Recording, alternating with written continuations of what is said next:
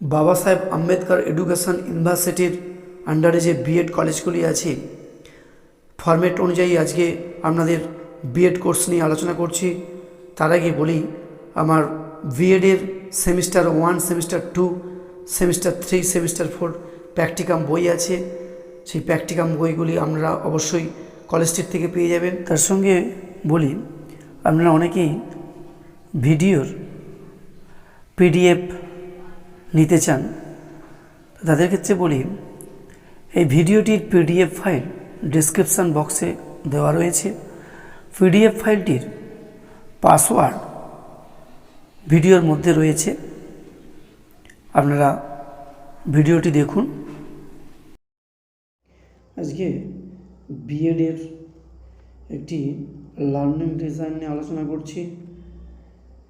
ভূগোল বিষয়ের ফরম্যাট অনুযায়ী বাঁদিকে থাকছে বিদ্যালয়ের নাম, শ্রেণী 10ম, সময়সীমা 40 মিনিট, তারিখ, শিক্ষক বা শিক্ষিকার নাম। ডান দিকে থাকছে বিষয় ভূগোল, একক হচ্ছে ভারতের প্রাকৃতিক পরিবেশ, আর আজকের পাঠ হিসেবে থাকছে ভারতের মৃত্তিকা। এখানে শিখনের লক্ষ্যগুলো কী কী আছে সেই সম্পর্কে আলোচনা করব। প্রথমে আছে স্মরণ, শিক্ষার্থীরা ভারতের মৃত্তিকার ধারণা দিতে পারবে। বোধে থাকছে ভারতের লোহিত মৃত্তিকার বিশ্লেষণ করতে পারবে। প্রয়োগে থাকছে ভারতের এমন একটি রাজ্যের উদাহরণ দাও যেখানে মরু মৃত্তিকা দেখা যায়। বিশ্লেষণে আছে কি না, মরু ও পার্বত্য মৃত্তিকার মধ্যে বৈসাদৃশ্য লিখতে পারবে। মূল্যায়নে ভারতের মৃত্তিকা সম্পর্কে ব্যাখ্যা করতে পারবে। সৃজনে থাকছে শিক্ষার্থীর ভারতের ম্যাপের একটি চিত্র অঙ্কন করে প্রধান প্রধান মৃত্তিকার অঞ্চল চিহ্নিত করতে পারবে।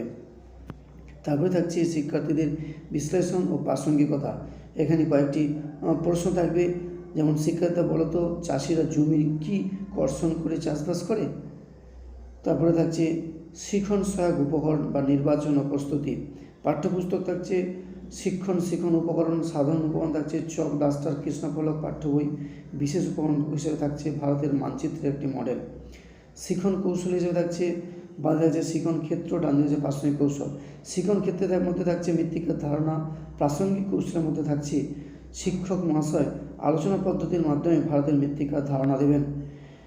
তারপরে থাকছে বাঁদিকে মৃত্তিকার ক্ষয়ের কারণ, ডান দিকে প্রাসঙ্গিক কৌশলের মধ্যে থাকছে শিক্ষক মহাশয় আলোচনা পদ্ধতির মাধ্যমে মৃত্তিকার ক্ষয়ের কারণ ব্যাখ্যা করবেন এবং বোর্ডে লিখে দেবেন। তারপরে থাকছে মূল্যায়নের নকশা, না লার্নিং ডিজাইন অনুপাতে যখন পড়ানোর শেষের পরে থাকছে তখন শিক্ষার্থীদের উদ্দেশ্যে মূল্যায়ন হিসাবে কাজের পাতা রাখতে হবে, যেমন কোন মৃত্তিকা ভারতের সবচেয়ে বেশি জায়গা জুড়ে অবস্থান করছে। এই মূল্যায়ন করার পর যদি দেখা যায় যে শিক্ষার্থীরা অনেকটাই পিছিয়ে আছে বা তাদের বুঝতে অসুবিধা আছে, তখন কী করতে হবে না, দুর্বলতা নির্ণয়ের সংশোধনী পাঠের প্রয়োজনে তাদের আবার ওই চ্যাপ্টারটি সম্পর্কে বুঝিয়ে দিতে হবে। আজকে এই লার্নিং ডিজাইন একটি জিওগ্রাফির আপনাদের বুঝিয়ে দিলাম।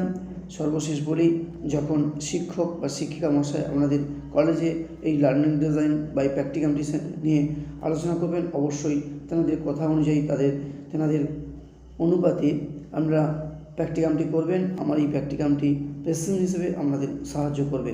আজ এই প্র্যাকটিকামটি এখানেই শেষ করলাম।